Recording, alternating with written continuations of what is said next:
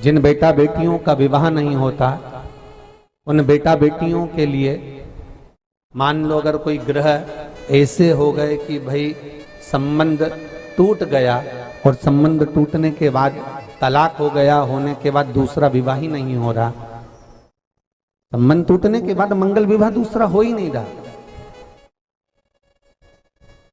तो प्रयास करिएगा। माँ जगतजननी जगदम्बा का हाथ इस तरह से रहता है, आपने दर्शन करे होंगे पार्वती मैया के शिव मंदिर में, तो पार्वती जी का हस्तकमल शंकर जी की साक्षी में हमेशा बंधा हुआ रहता है, शिव की साक्षी में।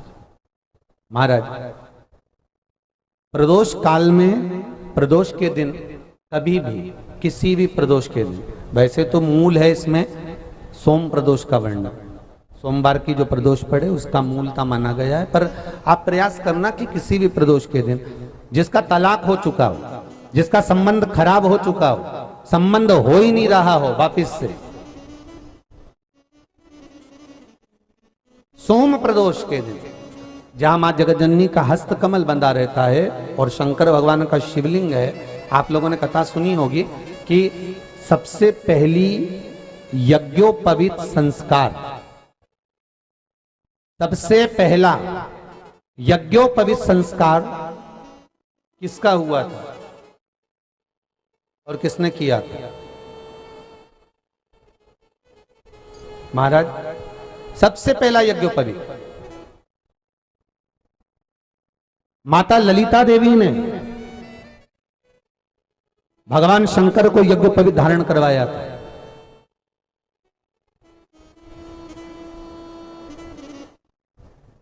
मां ललिता देवी ने सूत्र बनाकर अपने हस्तकमल से भगवान शंकर के सम्मुख में बिठाकर भोलेनाथ जी के हस्तकमल से स्वतः सूत्र बनाया था। भगवान शंकर प्रसन्न हो गए थे, बहुत प्रसन्न भोलेनाथ जी, इसलिए शंकर भगवान ने ललिता देवी को दो वर दिए थे, एक किसी का अश्रु नहीं देखूंगा, दूसरा जो यज्ञोपवीत समित समर्पित करेगा, यज्ञोपवीत का भाव जो मुझे देगा उसके जीवन में बाधाओं को हर लूंगा। इसलिए आज भी हिंदू धर्म में देवताओं को जो यज्ञोपवीत चढ़ाया जाता है वो उलझा हुआ नहीं होना चाहिए। देवताओं को जो यज्ञोपवीत चढ़ता है उसको सुलझा कर चढ़ाया जाता है, समर्पित करेगा। अब कई विद्वान ब्राह्मण ऐसा कैसे यज्ञोपवीत में हल्दी लगाकर छोड़वा देते हैं, परंतु वो उलझा हुआ रहता है, वो सुलझा हुआ अगर चढ़ाएगा तो जो जजमान पूजन कर रहा है, जो जजमान पूजन में लगा हुआ है, उसको पूर्ण फल की अनुभूति हो, पूर्ण फल का प्राप्ति हो और ब्राह्मण भी बंधन से मुक्त हो। ललिता देवी चाहिए। तो हमारे यहाँ भौम सोमवार का जो प्रदोष हो, उस प्रदोष के दिन जिसका मंगल विवाह नहीं हो रहा है, सारी तकलीफें झेल रहे हो, बहुत कष्टप्रद हो, तो माँ का जो हस्तकमल है उस हस्तकमल से लेकर शंकर भगवान के शिवलिंग तक एक कच्चे सूत की धार बनाई जाती है। महाराज 6 धार कच्चे सूत की बनाई जाती है। यहाँ शंकर भगवान का शिवलिंग है, यहाँ माता का हस्तकमल है, हस्तकमल से चालू होकर शिवलिंग, शिवलिंग से चालू होकर हस्तकमल, ऐसी 6 धार बनाई जाती है माता। और धार बनाकर उस धार पर माखन का लेपन किया जाता है भगवान शिव को। जैसा ललिता माता ने भगवान शंकर से वर प्राप्त करा था, उसी तरह फिर उस लेपन को लगाने के बाद उसको उतारकर उसी को लपेटकर शंकर भगवान पर उसको चढ़ा दिया जाता है, मात्र अपनी मंगल विवाह की कामना कर कर। अगर कोई कुंवारी अवस्था में कर रहा है तो उसमें हल्दी लगाए, और अगर कोई शादी होने के बाद, संबंध टूटने के बाद दूसरी शादी के लिए कर रहा है तो उसमें हल्दी ना लगाए, बस इतना अंतर रहता है। विषम परिस्थिति में फंसे हुए हो और ऐसा लग रहा है कि हम बहुत बड़ी समस्या में उलझे हुए हैं और इससे निकल नहीं रहा, या बहुत बड़ा काम है हमारा, हो नहीं रहा, चाहे प्रशासनिक हो चाहे अन्य कोई चीज का हो, कुछ मत करना। एकांत के शिव मंदिर में जाइए। अगर एकांत का शिव मंदिर भी नहीं मिले तो एकांत में कहीं छोटा सा मिट्टी का शिवलिंग का निर्माण करिए, पार्थिव शिवलिंग का निर्माण करिए, पर करना एकांत में, घर के बाहर। किसी एकांत में शिवलिंग का निर्माण कर लो, या तो एकांतेश्वर महादेव पर चले जाओ, कोई एकांत में शिव मंदिर हो वहां, या कहीं एक पार्थिव शिवलिंग का निर्माण कर लो, छोटा सा। एक बेलपत्र, बहुत ध्यान से सुनना एकांतेश्वर महादेव का ये वृतांत।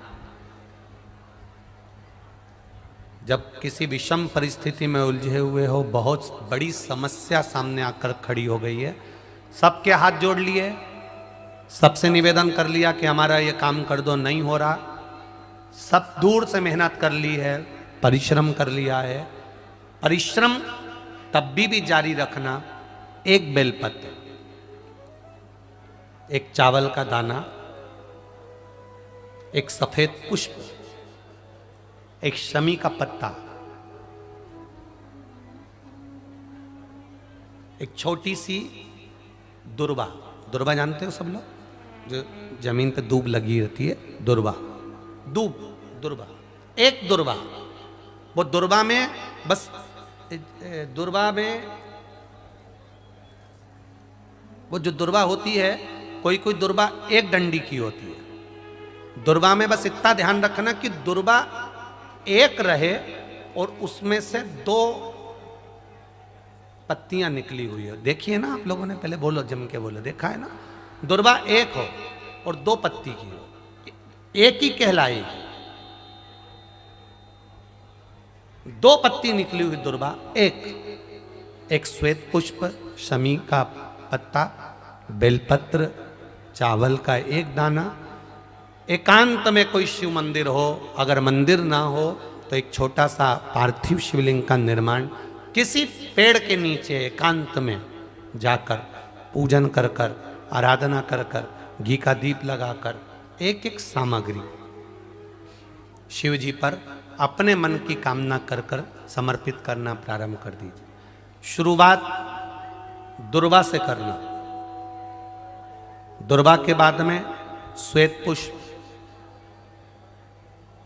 शमी का पत्ता, चावल का दाना और बेलपत्री सबसे आखिरी में बाबा को समर्पित कर कर, हृदय से प्रार्थना कर कर, बाबा से निवेदन कर कर, दीप अगर मंदिर में कर रहे हो तो दीप ठंडा होने का इंतजार मत करना। अगर पेड़ के नीचे एकांत में शिवलिंग का निर्माण कर कर पूजन कर रहे हो तो दीप ठंडे होने का इंतजार करना। दीप ठंडा हो जाए तब भगवान शिव को ले जाकर विसर्जन करना। जो एक बेलपत्री है बस उसको घर लेकर आना, बाकी का सब विसर्जन कर कर आना। मेरा एकांतेश्वर महादेव उस कार्य में सफलता प्रदान कर देगा। एकांतेश्वर महादेव की आराधना। तुम रुका जी कह रहे माता पार्वती से, पार्वती आप शिव जी की आराधना करो, मना नहीं, पर शंकर की आराधना में कीर्ति को, वैभव को पीछे छोड़। एकांत में बैठा हुआ महादेव, एकांतेश्वर महादेव की मूलता यह कहती है, महत्वता यह कहती है कि आप अपने अहंकार से दूर हो जाओ। अहम से दूर होकर मेरे करीब में आओगे तो तुम्हें खाली नहीं रखूंगा, झोली भर कर ही भेजूंगा। वो एकांतेश्वर। ऐसी